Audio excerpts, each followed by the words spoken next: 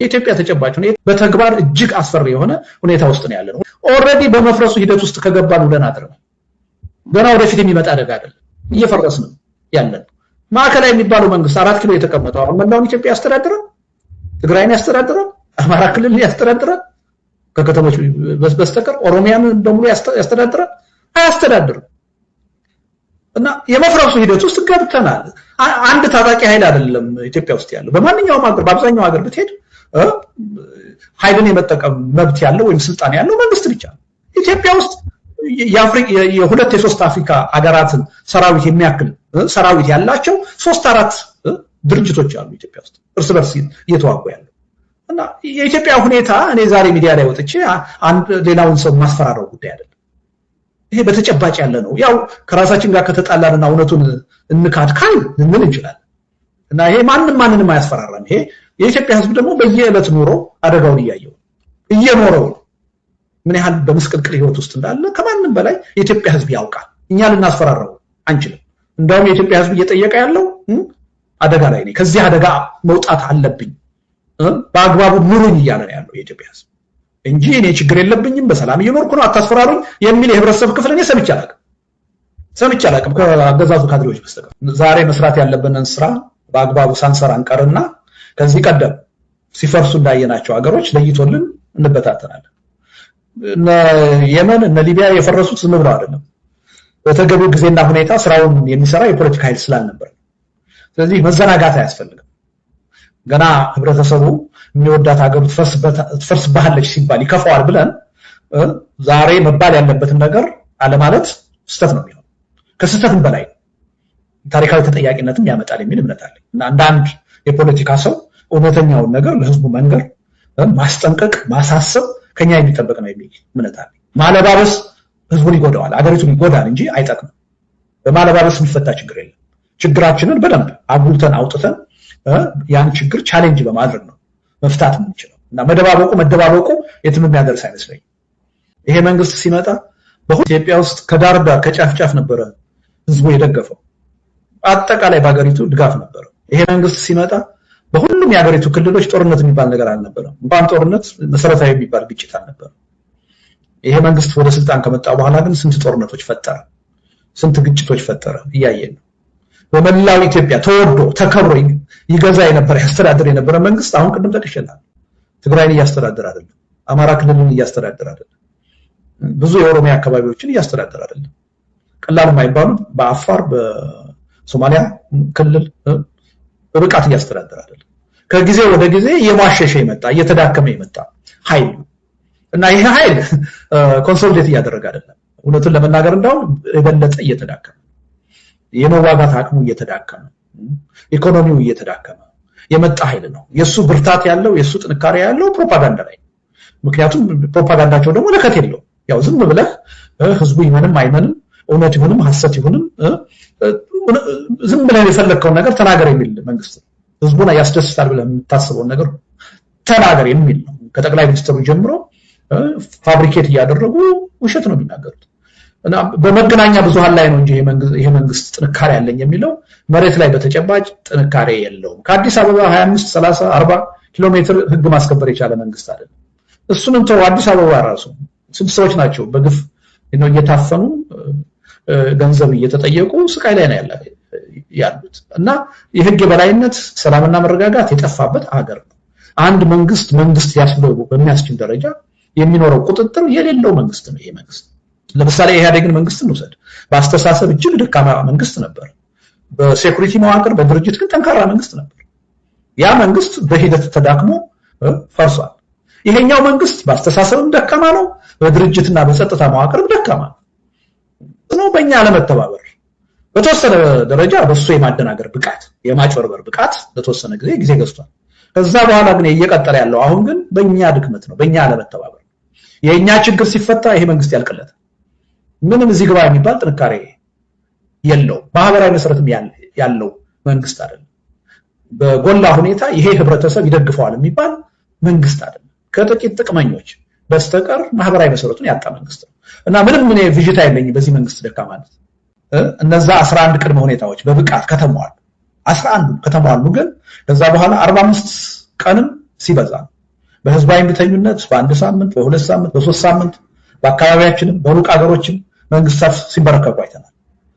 ስለዚህ 45 ቀን ከበቂ በላይ ነው የሚል እምነት አለ። ያ 45 ቀን ግን ከዛሬ ጀምሮ ነው የሚል ቀጠሮ ማንም የሰጠ የለም። እንደዛ አይነት የፖለቲካ ቂልነት ከኔ ደግሞ ሊጠበቅ የሚችል አይመስለኝም። ከማንም የሚጠበቅ አይደለም። ግን ያው አለ አይደል ያው ፖለቲካውን የፖለቲካ ሀሁ ሳይገባቸው ራሳቸውን እንደ ፖለቲከኛ የሚያዩ አክቲቪስቶች አሉና ሌላ ሰብስታንስ ያለው ትችት ማቅረብ አይችሉም። እንደዚህ በቁንጽል ወስደው ሐሳብን አወላግደው ማቅረብ ነው የሚፈልጉት እንጂ እኔ ከዛሬ ጀምሮ በ45 ቀን እኔ እብድ አይደለሁም እንደዛ ልል አልችልም። የኢትዮጵያን ፖለቲካ ደግሞ ከማንም ያላነሳ አውቀዋለሁ። ስሜታዊ ሰውም አይደለም። እያልኩ ያለሁት ምንድነው ቅድመ ሁኔታዎች መሟላት ያለባቸው ጊዜ የሚወስዱ ድካም የሚጠይቁ መስዋዕትነት የሚጠይቁ 11 ቅድመ ሁኔታዎች አሉ። እነሱን ካሟላን በኋላ የምንጠራው ህዝባዊ እምቢተኝነት ግን በ45 ቀን ውስጥ ማክሲመም ይሳካል ለድል ይበቃል የሚል ነው። እሱን ለመፍጠር ነው ጥረት እያደረግን ያለ ነው እንጂ አሁን ከዛሬ ጀምሮ በ45 ቀን የሚል አዋጅ አወጀ እብድ አልሰማሁም ያላየው። ግን እንዲህ አይነት ጥያቄና ተገቢ ያልሆነ ሲመጣ እንዳን የገባችሁ ሰዎች እና ህዝብን ወዳልተባለ ነገር ለመውሰድ ለማደናገር የሚደረግ ጥረት ሚዲያ እኮ ትልቅ ኃላፊነት አለበት ነው። እንደዚህ ያልተባለ ያላግባብ አጣማችሁ አታቅርቡ መባል አለባችሁ። ሀገሪቱ ውስጥ ለምሳሌ ያለውን ችግር የአንድ ህብረተሰብ ችግር ሳይሆን የሁሉም የሀገሪቱ ህዝብ ችግር አድርጎ መቀበል ያስፈልጋል ይላል። ለምሳሌ አሁን ይሄ በከፍተኛ ፍጥነት እየተሟላ ያለ ነው። ሁለተኛ ይሄ ትግል በአንድ የፖለቲካ ኃይል ወይም ስብስብ ብቻ ሳይሆን በትብብር በጋራ ትብብር ብቻ ለድል የሚበቃ መሆኑን መተማመን ያስፈልጋል ይላል። ቅድመ ሁኔታው ውስጥ አለ። ይሄ አሁን በጣም ከፍተኛ የሆነ ፖዚቲቭ የሆነ ለውጥ አለ በዚህ ረገድ እና በተወሰኑ ደረጃ በተለይ ከህብረት ጥያቄ ጋር የተያያዙ ችግሩን አደጋውን የጋራ አድርጎ ከመያዝ ጋር በተያያዘ ለውጦች አሉ። ቀላል የማይባሉ ለውጦች አሉ። ግን አሁንም ቢሆን ከነዛ 11 ቅድመ ሁኔታዎች ውስጥ ገና ብዙ ስራ የሚጠይቁ ብዙ ድካም የሚጠይቁ ያልተሳኩ ያልተሟሉ ነገሮች አሉ። እነሱ እንዲሟሉ የሁላችንም ርብርብ ያስፈልጋል። በኢትዮጵያ ተጨባጭ አሁን ባለው ሁኔታ የትጥቅ ትግል እየተካሄደ ነው። የሰላማዊ ትግልም እየተካሄደ ነው። የኢትዮጵያ የወቅቱ የፖለቲካ ሪያሊቲ ይሄን ፈጥሯል። አንድ አምባገነን ሁሉንም በኃይል አንበረክካለሁ የሚል መንግስት ባለበት ሀገር ጠበንጃ አንስተው የሚታገሉ ኃይሎች መኖራቸው አይቀሬ ነው። ይሄ በኢትዮጵያ እየታየ ነው። እኔ የፈለኩት አንተ ፈለከው አልፈለከው ልናስቀረው አንችልም። የኢትዮጵያ ተጨባጭ ሁኔታ ሆኗል እና ቀላል የማይባል የህዝብ ድጋፍ አላቸው እነዚህ ትጥቅ ትግል የሚያካሂዱ ኃይሎች። ቀላል የማይባል ኃይል ነው የሚያንቀሳቅሱት። በአገሪቱ የወደፊት ዕጣ ፈንታ ላይ ከፍተኛ የሆነ ተጽዕኖ አላቸው። ስለዚህ የምንፈልገው መፍትሄ እነሱን ያገለለ መሆን የለበትም፣ እነሱን ያካተተ መሆን አለበት የሚል እምነት አለ። በተመሳሳይ ሁኔታ በሰላማዊ መንገድ ትግል የሚያደርጉ አካሎችም የዚሁ የትግል እንቅስቃሴ አካል መሆን አለባቸው የሚል እምነት አለ። ይሄ ማለት አንዳችን በሌላችን የትግል ስልታችንን ኮምፕሮማይዝ እናደርጋለን ማለት አይደለም። ለምሳሌ እኔ የትጥቅ ትግል ውስጥ ገብቼ ልሳተፍ አልችልም በትጥቅ ትግል ስለማናምን። በትጥቅ ትግል የሚያምን ደግሞ በፍጹም በሰላማዊ ትግል መሳተፍ አልፈልግም የሚል ሰው ካለ መብቱ ነው፣ ትክክል አይደለም ብዬ ማምን ያም መከበር አለበት። አሁን ባለው ተጨባጭ ሁኔታ ግን የጋራ የሆኑ ነገሮች አሉ። ስልቱ የተለያየ ሆኖ እያለ የፖለቲካ አጀንዳዎቻችን የተለያዩ ሆነው እያለ የብሔር ማንነታችን የተለያዩ ሆነው እያለ ይሄን ሁሉ አካል ሊያስተባብርና በጋራ እንዲሰራ የሚያስገድድ የጋራ ጉዳይ አለ። ያ ጉዳይ የሰላም ጉዳይ ነው። ያ ጉዳይ የሀገርና የህዝብ ህልውና ጉዳይ ነው።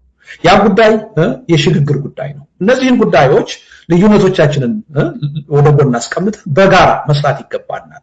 ይሄን ስናደርግ ነው የጋራው ሀገርና የጋራው ህዝብ ሊቀጥል የሚችለው የሚል እምነት አለ። በዛ ምክንያት ነው አብረን እየሰራን እንጂ አንዳችን የራሳችንን ስልት ትተን የሌሎችን በመቀበል አይደለም ነው። በዚህ አጋጣሚ ብዙዎቹ የትጥቅ ትግል የሚያካሂዱት ኢትዮጵያ ውስጥ ያሉት የፖለቲካ ኃይሎች አሁን የሰላማዊ ህዝባዊ እምቢተኝነትን ወይም ሰላማዊ ትግልን ይደግፋሉ። እኛም ተገደን ነው እዚህ ውስጥ የገባ ነው ጠበንጃ ያነሳ ነው። ስለዚህ ህብረተሰቡ በሰላማዊ ትግል የሚያደርገውንም ትግል ማካሄድ አለበት። እሱንም እንደግፋለን እያሉ ነው። ይሄን ማለታቸው እኔ በጣም በጎ ነገር ነው የሚል እምነት አለ። አንደግፍም ቢሉም መብታቸው ነው፣ ግን ትክክል ነው ብዬ አላምንም። በአጋጣሚ ሆኖ ግን አብዛኛዎቹ የሀገሪቱ መሰረታዊ የፖለቲካ ችግር ስለገባቸው ህዝቡ በሰላማዊ ትግልም እንቅስቃሴ ማድረግ አለበት፣ ህዝባዊ እምቢተኝነትም ኢትዮጵያ ውስጥ መካሄድ አለበት ስላሉ ከኛ ጋር አብረው ለመስራት ወስነዋል። ይሄ የሚያስመሰግን ወደ ሰፊነታቸውን አርቆ ሐሳቢነታቸውን የሚያሳይ ይመስለኛል። ይሄ ማለት ግን አንዳችን የያዝነውን የትግል ስልት ጥለን በሌሎች ውስጥ ተካተናል ማለት ግን አይደለም። ያ ልዩነት አሁንም ያለ ነው፣ በአጭር ጊዜም የሚፈታ አይመስለኝም።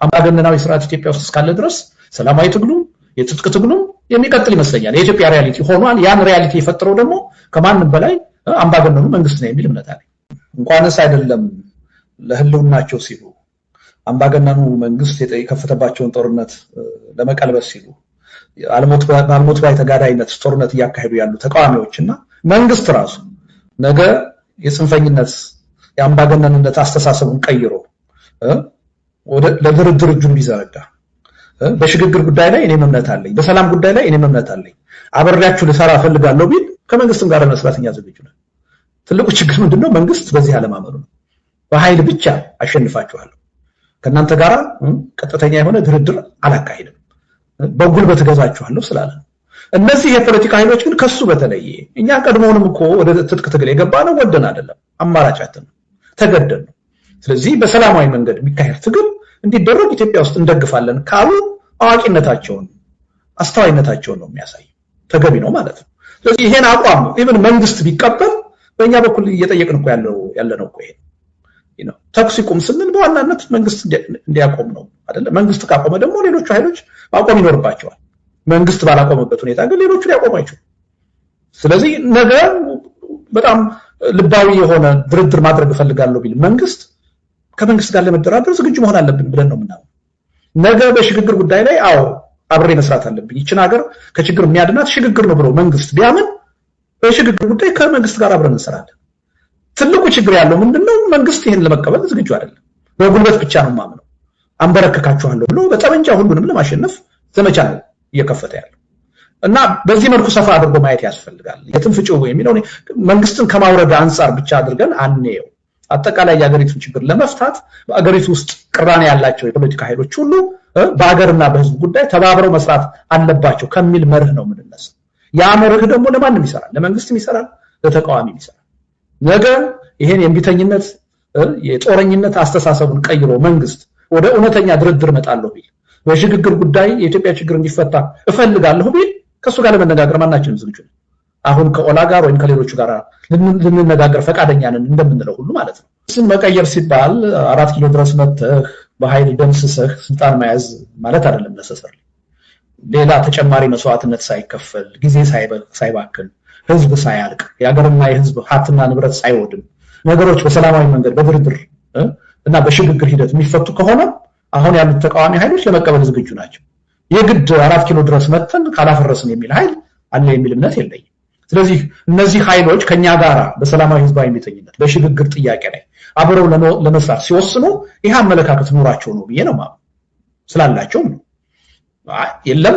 የሚያዋጣኝ ጠበንጃ ብቻ ነው 4 ኪሎ ሄጄ ይሄን መንግስት ከመፈንቀል ውጭ ሌላ አማራጭ የለኝም ካለ ከኛም ጋር እኮ በዚህ ጉዳይ ላይ ለመተባበር አይፈልግም እነዚህ ኃይሎች ግን በሆደ ሰፊነት ነገሩን አይተው ተጨማሪ መስዋዕትነት ሳይከፈል ነገሩ ሰላም መምጣት ከቻለ ጦርነት ከቆመ የግፍ አገዛዝ ከተወገደ እና የሀገሪቱ ችግር በሽግግር ሂደት የሚፈታ ከሆነ ተባብረን መስራት እንፈልጋለን ብለው መምጣታቸው ካገዛዙ በብዙ ርቀት የሚሻሉ መሆናቸውን የሚያሳይ እና አገዛዙ እንደውም ከዚህ መማር አለበት ምናልባትም ኢትዮጵያ ከሌሎች የዓለም ሀገራት ጋር ብትነጻጸር ህዝባዊ እምቢተኝነትን በኢትዮጵያ ለማቀጣጠል በዓለም ላይ ካሉ ሀገሮች ሁሉ ምናልባት በቁጥር 1 ኢትዮጵያ ውስጥ ነው ችግር ያለው ህዝብ ጨራሽ የሆነ ፈርጀ ብዙ የሆነ ጦርነት ያለው ኢትዮጵያ ውስጥ ነው ከፍተኛ የሆነ የኑሮ ውድነት የኢኮኖሚ መስቀልቅል የማህበራዊ መስቀልቅል ያለው ኢትዮጵያ ውስጥ ነው ሰላም መረጋጋት ህዝባዊ አንድነት የጠፋው ኢትዮጵያ ውስጥ ነው ኢትዮጵያ ከብዙ ጦርነቶች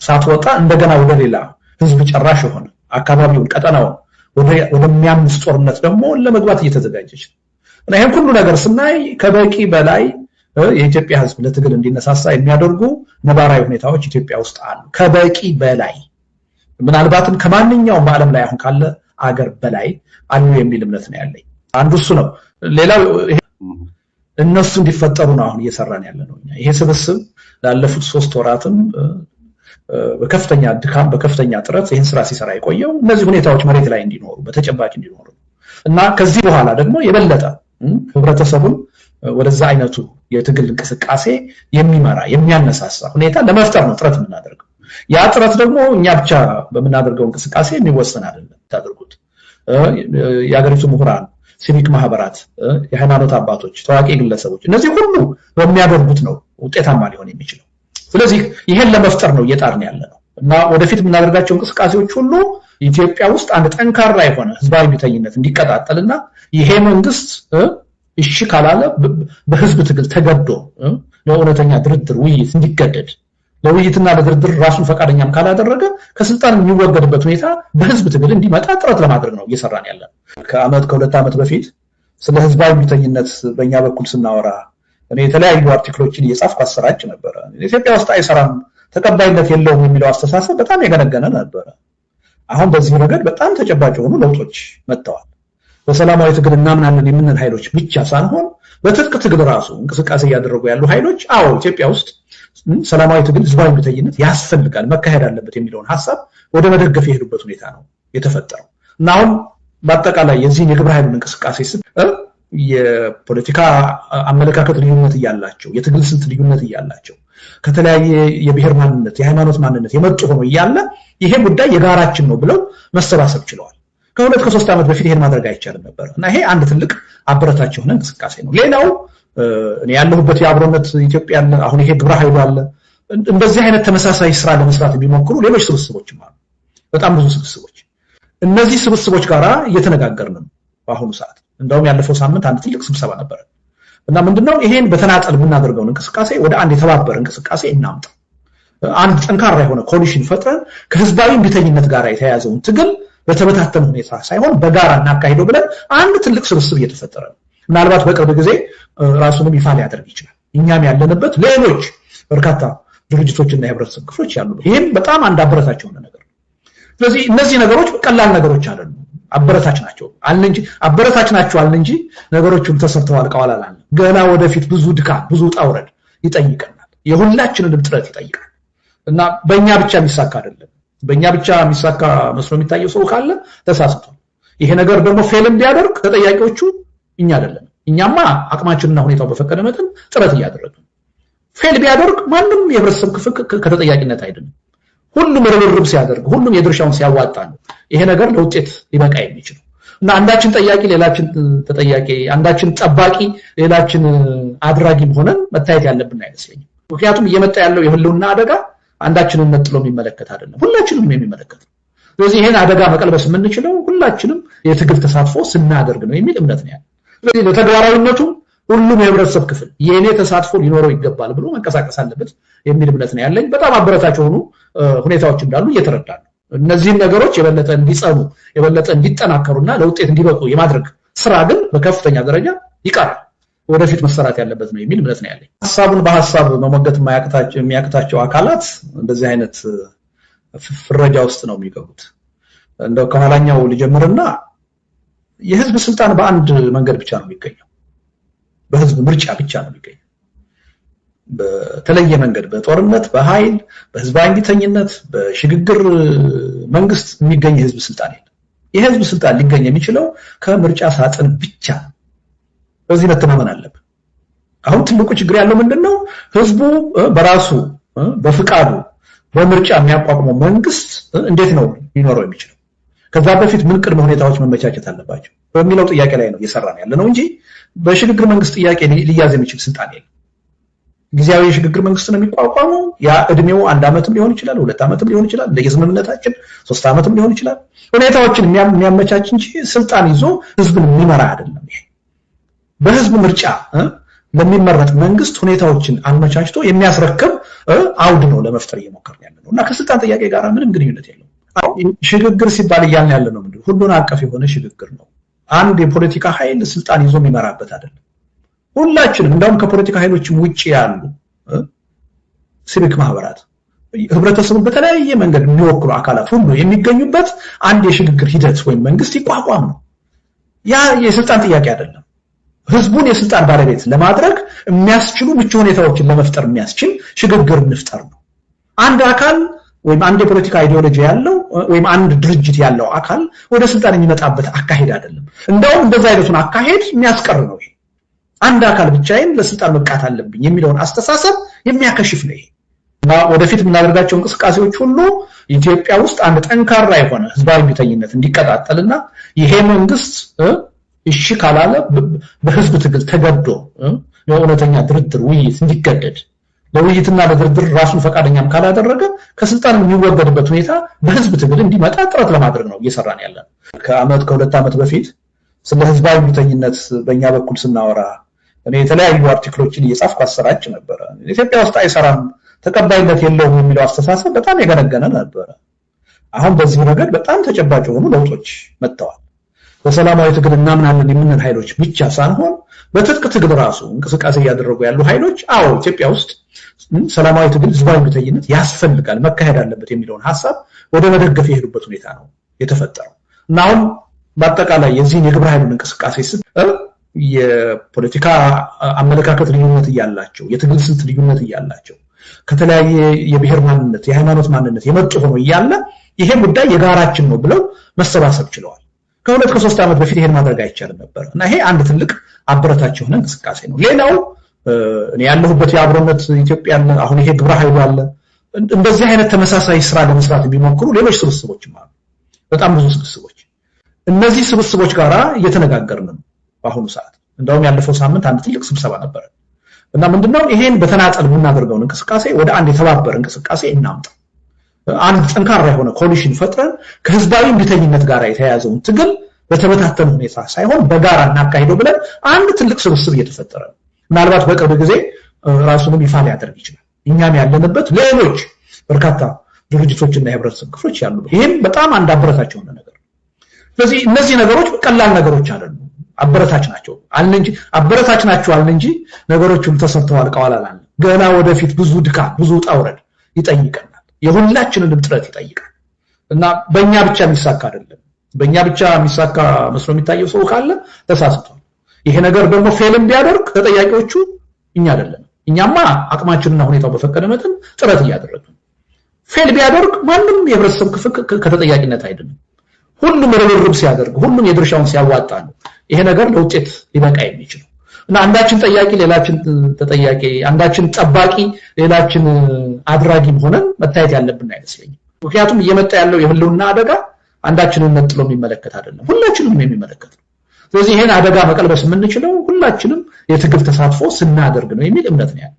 ስለዚህ ለተግባራዊነቱ ሁሉም የህብረተሰብ ክፍል የኔ ተሳትፎ ሊኖረው ይገባል ብሎ መንቀሳቀስ አለበት የሚል እምነት ነው ያለኝ። በጣም አበረታች የሆኑ ሁኔታዎች እንዳሉ እየተረዳን ነው። እነዚህን ነገሮች የበለጠ እንዲጸኑ የበለጠ እንዲጠናከሩና ለውጤት እንዲበቁ የማድረግ ስራ ግን በከፍተኛ ደረጃ ይቀራል፣ ወደፊት መሰራት ያለበት ነው የሚል እምነት ነው ያለኝ። ሐሳቡን በሐሳብ መሞገት የሚያቅታቸው አካላት እንደዚህ አይነት ፍረጃ ውስጥ ነው የሚገቡት። እንደው ከኋላኛው ልጀምርና የህዝብ ስልጣን በአንድ መንገድ ብቻ ነው የሚገኘው፣ በህዝብ ምርጫ ብቻ ነው የሚገኘው። በተለየ መንገድ በጦርነት በኃይል በህዝባዊ እምቢተኝነት በሽግግር መንግስት የሚገኝ የህዝብ ስልጣን የለም። የህዝብ ስልጣን ሊገኝ የሚችለው ከምርጫ ሳጥን ብቻ ነው። በዚህ መተማመን አለብን። አሁን ትልቁ ችግር ያለው ምንድነው? ህዝቡ በራሱ በፍቃዱ በምርጫ የሚያቋቁመው መንግስት እንዴት ነው ሊኖረው የሚችለው? ከዛ በፊት ምን ቅድመ ሁኔታዎች መመቻቸት አለባቸው በሚለው ጥያቄ ላይ ነው እየሰራን ያለነው እንጂ በሽግግር መንግስት ጥያቄ ሊያዝ የሚችል ስልጣን የለም። ጊዜያዊ የሽግግር መንግስት ነው የሚቋቋመው። ያ እድሜው 1 ዓመትም ሊሆን ይችላል፣ 2 ዓመትም ሊሆን ይችላል፣ እንደየስምምነታችን 3 ዓመትም ሊሆን ይችላል። ሁኔታዎችን የሚያመቻች እንጂ ስልጣን ይዞ ህዝብን የሚመራ አይደለም። ይሄ በህዝብ ምርጫ ለሚመረጥ መንግስት ሁኔታዎችን አመቻችቶ የሚያስረክብ አውድ ነው ለመፍጠር እየሞከርን ያለነው እና ከስልጣን ጥያቄ ጋር ምንም ግንኙነት የለውም። ሽግግር ሲባል እያልን ያለነው ምንድነው? ሁሉን አቀፍ የሆነ ሽግግር ነው። አንድ የፖለቲካ ኃይል ስልጣን ይዞ የሚመራበት አይደለም። ሁላችንም እንደውም ከፖለቲካ ኃይሎችም ውጪ ያሉ ሲቪክ ማህበራት ህብረተሰቡን በተለያየ መንገድ የሚወክሉ አካላት ሁሉ የሚገኙበት አንድ የሽግግር ሂደት ወይም መንግስት ይቋቋም ነው። ያ የስልጣን ጥያቄ አይደለም። ህዝቡን የስልጣን ባለቤት ለማድረግ የሚያስችሉ ምቹ ሁኔታዎችን ለመፍጠር የሚያስችል ሽግግር እንፍጠር ነው። አንድ አካል ወይም አንድ የፖለቲካ አይዲዮሎጂ ያለው ወይም አንድ ድርጅት ያለው አካል ወደ ስልጣን የሚመጣበት አካሄድ አይደለም። እንደውም እንደዛ አይነቱን አካሄድ የሚያስቀር ነው። ይሄ አንድ አካል ብቻዬን ለስልጣን መብቃት አለብኝ የሚለውን አስተሳሰብ የሚያከሽፍ ነው። ይሄ የኢትዮጵያ ችግር አሁን በአንድ አካል ሊፈታ አይችልም። የኢትዮጵያ ችግር አሁን ሁሉን አቀፍ በሆነ የሽግግር ሂደት ነው ሊፈታ የሚችለው። የኢትዮጵያ ህዝብም በራሱ በጎ ፈቃድ የመረጠው መንግስት ሊያገኝ የሚችለው በእንደዛ አይነት ሁሉን አቀፍ የሆነ የሽግግር ሂደት ሁኔታዎችን ማመቻቸት ስንችል ነው። መዋቅር መፍጠር ስንችል ነው። ተቋማትን መፍጠር ስንችል ነው።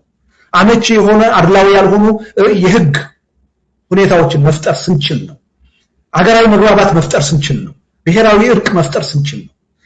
አንጻራዊ የሆነ አስተማማኝ የሆነ ሰላምና መረጋጋት መፍጠር ስንችል ነው። ከዛ በኋላ ነው ምርጫ መምጣት ያለበት። ከዛ በኋላ ነው የስልጣን ጥያቄ መምጣት ያለበት የሚል ነው። እና ስልጣን የሚፈልጉ ኃይሎች ብቻችንን ስልጣን ይዘን ካልቀጠልን የሚሉ ኃይሎች የሚያነሱት ክርክር ነው ይሄ እንጂ የኛ ጥያቄ የስልጣን ጥያቄ አይደለም። ስልጣን ጥያቄ አሁን በኢትዮጵያ ተጨባጭ ሁኔታ ቀልጦት ነው። አገር እንደ ህዝብ የማይቀጥልበት ሁኔታ ነው የተፈጠረው። እያስፈራራችሁ ነው የሚል ነገር ይሄ ምክንያታዊ ያልሆነ አስተሳሰብ ነው። ባለፉት 6-7 ዓመታት ምን ያህል ህዝብ ነው ኢትዮጵያ ውስጥ ያለቀው? በሁለት ዓመቱ ጦርነት ብቻ እኮ ከ1 ሚሊዮን ያላነሰ ህዝብ አልቋል እኮ። ኢትዮጵያ ውስጥ አሁን ከግማሽ በላይ በሆነው የሀገሪቱ አካባቢዎች እኮ በጦርነት ውስጥ እኮ ነው ያለው። በእያንዳንዱ ቀን እኮ የሚወራው የጦርነት ሪፖርት እኮ ነው። ማህበራዊ መሰረታችን እኮ ተበጣጥሷል። ትስስራችን ተበጣጥሷል። በጭካኔ እኮ እየተገዳደልን ነው። ከመጠላላት አልፈን ከመሰዳደብ አልፈን በጭካኔ እየተገዳደልን እኮ ነው። ከአዲስ አበባ በትንሽ ኪሎ ሜትር ርቀት እኮ ሰዎች በሰላም ወጥተው መግባት የማይችሉበት ሁኔታ እኮ የተፈጠረበት ሀገር እኮ። የአንድ ሀገር ጠቅላይ ሚኒስትር አሶሳ ወይም ደግሞ ነቀምት ወይም ጎንደር ሄዶ በአውሮፕላን ታጅቦ ተመለሰ ተብሎ እኮ እንደ ብርቅ ዜና የሚወራበት እኮ ሀገር ነው። እና የምን ማስፈራራት ምን ያመጣዋል ብለህ ነው? ማስፈራራት አይደለም፣ በተጨባጭ መሬት ላይ ያለ ሀቅ ነው። ዓለም አቀፍ የሚባሉ እኛን ተውንሽ ዓለም አቀፍ ተቀባይነት ያላቸው ለምሳሌ የግጭትን የጦርነትን በሚመለከት በመተንበይ የሚታወቁ ድርጅቶች አሁንም እያሉ ኢትዮጵያ ራሷንም አካባቢውንም ወደሚያምስ ህልውናን ወደሚፈታትን ጦርነት ልትገባ ነው እያሉ እያሳሰቡ ነው። እና ይሄን ዝም ብሎ እንደማስፈራራት እንደማታ አድርጎ ማቅረብ ስህተት ነው፣ ከራስ ጋር መጣላት ነው የሚል እምነት አለ። የኢትዮጵያ ተጨባጭ ሁኔታ ማንንም አሁን በወሬ በአፍ የሚያስፈራራበት ሁኔታ አይደለም።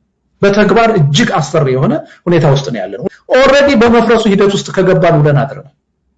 ገና ወደፊት የሚመጣ አደጋ አይደለም፣ እየፈረስን ያለን። ማዕከላዊ የሚባለው መንግስት 4 ኪሎ የተቀመጠው አሁን መላውን ኢትዮጵያ ያስተዳድራል፣ ትግራይን ያስተዳድራል፣ አማራ ክልልን ያስተዳድራል፣ ከከተሞች በስተቀር ኦሮሚያን በሙሉ ያስተዳድራል? አያስተዳድርም። እና የመፍረሱ ሂደት ውስጥ ገብተናል። አንድ ታጣቂ ኃይል አይደለም ኢትዮጵያ ውስጥ ያለው። በማንኛውም ሀገር በአብዛኛው ሀገር ብትሄድ ኃይልን የመጠቀም መብት ያለው ወይም ስልጣን ያለው መንግስት ብቻ ነው። ኢትዮጵያ ውስጥ የሁለት የሶስት አፍሪካ ሀገራትን ሰራዊት የሚያክል ሰራዊት ያላቸው 3-4 ድርጅቶች አሉ ኢትዮጵያ ውስጥ እርስ በርስ እየተዋጉ ያሉ። እና የኢትዮጵያ ሁኔታ እኔ ዛሬ ሚዲያ ላይ ወጥቼ አንድ ሌላውን ሰው ማስፈራራው ጉዳይ አይደለም። ይሄ በተጨባጭ ያለ ነው። ያው ከራሳችን ጋር ከተጣላንና እውነቱን እንካድ ካል ምን እንችላለን? እና ይሄ ማንንም አያስፈራራም። ይሄ የኢትዮጵያ ህዝብ ደግሞ በየዕለት ኑሮ አደጋውን እየኖረው ነው። ምን ያህል በመስቀልቅል ህይወት ውስጥ እንዳለ ከማንም በላይ የኢትዮጵያ ህዝብ ያውቃል። እኛ ልናስፈራራው አንችልም። እንደውም የኢትዮጵያ ህዝብ እየጠየቀ ያለው አደጋ ላይ ነኝ፣ ከዚህ አደጋ መውጣት አለብኝ፣ በአግባቡ ኑሩኝ እያለ ነው ያለው የኢትዮጵያ ህዝብ እንጂ እኔ ችግር የለብኝም በሰላም እየኖርኩ ነው አታስፈራሩኝ የሚል የህብረተሰብ ክፍል እኔ ሰምቼ አላውቅም ከአገዛዙ ካድሬዎች በስተቀር። ዛሬ መስራት ያለብንን ስራ በአግባቡ ሳንሰራ እንቀርና ከዚህ ቀደም ሲፈርሱ እንዳየናቸው ሀገሮች ለይቶልን እንበታተናለን። የመን እነ ሊቢያ የፈረሱት ዝም ብለው አይደለም። በተገቢው ጊዜና ሁኔታ ስራውን የሚሰራ የፖለቲካ ኃይል ስላልነበር። ስለዚህ መዘናጋት አያስፈልግም። ገና ህብረተሰቡ የሚወዳት ሀገሩ ትፈርስብሃለች ሲባል ይከፋዋል ብለን ዛሬ መባል ያለበትን ነገር አለማለት ስህተት ነው የሚሆነው። ከስህተትም በላይ ታሪካዊ ተጠያቂነትም ያመጣል የሚል እምነት አለኝ። እና አንዳንድ የፖለቲካ ሰው እውነተኛውን ነገር ለህዝቡ መንገር፣ ማስጠንቀቅ፣ ማሳሰብ ከኛ የሚጠበቅ ነው የሚል እምነት አለኝ። ማለባበስ ህዝቡን ይጎዳዋል፣ አገሪቱን ይጎዳል እንጂ አይጠቅምም። በማለባበስ የሚፈታ ችግር የለም። ችግራችንን በደንብ አጉልተን አውጥተን ያን ችግር ቻሌንጅ በማድረግ ነው መፍታት የምንችለው። እና መደባበቁ የትም የሚያደርስ አይመስለኝም። ይሄ መንግስት ሲመጣ በኢትዮጵያ ውስጥ ከዳር ዳር ከጫፍ ነበረ ህዝቡ የደገፈው። አጠቃላይ በአገሪቱ ድጋፍ ነበረ። ይሄ መንግስት ሲመጣ በሁሉም የአገሪቱ ክልሎች ጦርነት የሚባል ነገር አልነበረም። እንኳን ጦርነት መሰረታዊ የሚባል ግጭት አልነበረም። ይሄ መንግስት ወደ ስልጣን ከመጣ በኋላ ግን ስንት ጦርነቶች ፈጠረ፣ ስንት ግጭቶች ፈጠረ እያየን ነው። በመላው ኢትዮጵያ ተወዶ ተከብሮ ይገዛ የነበረ ያስተዳድር የነበረ መንግስት አሁን ቅድም ጠቅሼልሃል፣ ትግራይን እያስተዳደረ አይደለም፣ አማራ ክልልን እያስተዳደረ አይደለም፣ ብዙ የኦሮሚያ አካባቢዎችን እያስተዳደረ አይደለም። ቀላል የማይባሉ በአፋር በሶማሊያ ክልል በብቃት እያስተዳደረ አይደለም ከጊዜ ወደ ጊዜ የማሸሸ ይመጣ እየተዳከመ ይመጣ ኃይል እና ይሄ ኃይል ኮንሶሊዴት እያደረገ አይደለም እውነቱን ለመናገር እንደው የበለጠ እየተዳከመ የመዋጋት አቅሙ እየተዳከመ ኢኮኖሚው እየተዳከመ የመጣ ኃይል ነው የሱ ብርታት ያለው የሱ ጥንካሬ ያለው ፕሮፓጋንዳ ላይ ምክንያቱም ፕሮፓጋንዳቸው ደግሞ ለከት የለው ያው ዝም ብለህ ህዝቡ ይሆንም አይመንም እውነት ይሆንም ሐሰት ይሆንም ዝም ብለህ የፈለከው ነገር ተናገር የሚል መንግስት ህዝቡን ያስደስታል ብለህ የምታስበው ነገር ተናገር የሚል ነው ከጠቅላይ ሚኒስትሩ ጀምሮ ፋብሪኬት ያደረጉ ውሸት ነው የሚናገሩት እና በመገናኛ ብዙሃን ላይ ነው እንጂ ይሄ መንግስት ጥንካሬ ያለኝ የሚለው መሬት ላይ በተጨባጭ ጥንካሬ የለውም ከአዲስ አበባ 25 30 40 ኪሎ ሜትር ህግ ማስከበር የቻለ መንግስት አይደለም እሱንም ተው አዲስ አበባ ራሱ ስንት ሰዎች ናቸው በግፍ እየታፈኑ ገንዘብ እየተጠየቁ ስቃይ ላይ ነው ያሉት እና የህግ የበላይነት ሰላምና መረጋጋት የጠፋበት ሀገር ነው አንድ መንግስት ያስብለው በሚያስችል ደረጃ የሚኖረው ቁጥጥር የሌለው መንግስት ነው ይሄ መንግስት ለምሳሌ ኢህአዴግን መንግስት እንውሰድ በአስተሳሰብ እጅግ ደካማ መንግስት ነበር በሴኩሪቲ መዋቅር በድርጅት ግን ጠንካራ መንግስት ነበር ያ መንግስት በሂደት ተዳክሞ ፈርሷል ይሄኛው መንግስት በአስተሳሰብም ደካማ ነው በድርጅትና በጸጥታ መዋቅርም ደካማ ነው በእኛ ለመተባበር በተወሰነ ደረጃ በሱ የማደናገር ብቃት የማጭበርበር ብቃት ለተወሰነ ጊዜ ገዝቷል ከዛ በኋላ ግን እየቀጠለ ያለው አሁን ግን በእኛ ድክመት ነው በእኛ ለመተባበር የኛ ችግር ሲፈታ ይሄ መንግስት ያልቀለተ ምንም እዚህ ግባ የሚባል ጥንካሬ የለው ማህበራዊ መሰረትም ያለው መንግስት አይደለም በጎላ ሁኔታ ይሄ ህብረተሰብ ይደግፈዋል የሚባል መንግስት አይደለም ከጥቂት ጥቅመኞች በስተቀር ማህበራዊ መሰረቱን ያጣ መንግስት ነው እና ምንም ምን ቪዥታ የለኝ በዚህ መንግስት ደካማነት እነዛ 11 ቅድመ ሁኔታዎች በብቃት ከተሟሉ 11 ከተሟሉ ግን ከዛ በኋላ 45 ቀንም ሲበዛ በህዝባዊ እምቢተኝነት በአንድ ሳምንት በሁለት ሳምንት በሶስት ሳምንት በአካባቢያችንም በሩቅ ሀገሮችም መንግስታት ሲንበረከኩ አይተናል ስለዚህ 45 ቀን ከበቂ በላይ ነው የሚል እምነት አለ ያ 45 ቀን ግን ከዛሬ ጀምሮ ነው የሚል ቀጠሮ ማንም የሰጠ የለም እንደዛ አይነት የፖለቲካ ቂልነት ከኔ ደግሞ ሊጠበቅ የሚችል አይመስለኝ ከማንም የሚጠበቅ አይደለም ግን ያው አለ አይደል ያው ፖለቲካውን የፖለቲካ ሀሁ ሳይገባቸው ራሳቸውን እንደ ፖለቲከኛ የሚያዩ አክቲቪስቶች አሉና ሌላ ሰብስታንስ ያለው ትችት ማቅረብ አይችሉም እንደዚህ በቁንጽል ወስደው ሐሳቡን አወላግደው ማቅረብ ነው የሚፈልጉት እንጂ ከዛሬ ጀምሮ በ45 ቀን እኔ እብድ አይደለሁም እንደዛ ልል አልችልም የኢትዮጵያን ፖለቲካ ደግሞ ከማንም ያላነሳ አውቀዋለሁ ስሜታዊ ሰውም አይደለም እያልኩ ያለሁት ምንድነው ቅድመ ሁኔታዎች መባላት ያለባቸው ጊዜ የሚወስዱ ድካም የሚጠይቁ መስዋዕትነት የሚጠይቁ 11 ቅድመ ሁኔታዎች አሉ እነሱን ካሟላን በኋላ የምንጠራው ህዝባዊ እምቢተኝነት ግን በ45 ቀን ውስጥ ማክሲመም ይሳካል ለድል ይበቃል የሚል ነው እሱን ለመፍጠር ነው ጥረት እያደረግን ያለ ነው እንጂ አሁን ከዛሬ ጀምሮ በ45 ቀን የሚል አዋጅ አወጀ እብድ አልሰማሁም ያላየው ግን እንደ አይነት ጥያቄና ተገቢ ያልሆነ ሲመጣ እንዳን የገባችሁ ሰዎች እና ህዝብን ወዳልተባለ ነገር ለመውሰድ ለማደናገር የሚደረግ ጥረት ሚዲያ እኮ ትልቅ ኃላፊነት አለበት ነው እንደዚህ ያልተባለ ያላግባብ አጣማችሁ አታቅርቡ መባል አለባችሁ ሀገሪቱ ውስጥ ለምሳሌ ያለው ችግር የአንድ ህብረተሰብ ችግር ሳይሆን የሁሉም የሀገሪቱ ህዝብ ችግር አድርጎ መቀበል ያስፈልጋል ይላል ለምሳሌ አሁን ይሄ በከፍተኛ ፍጥነት እየተሟላ ያለ ሁለተኛ ይሄ ትግል በአንድ የፖለቲካ ኃይል ወይም ስብስብ ብቻ ሳይሆን በትብብር በጋራ ትብብር ብቻ ለድል የሚበቃ መሆኑን መተማመን ያስፈልጋል ይላል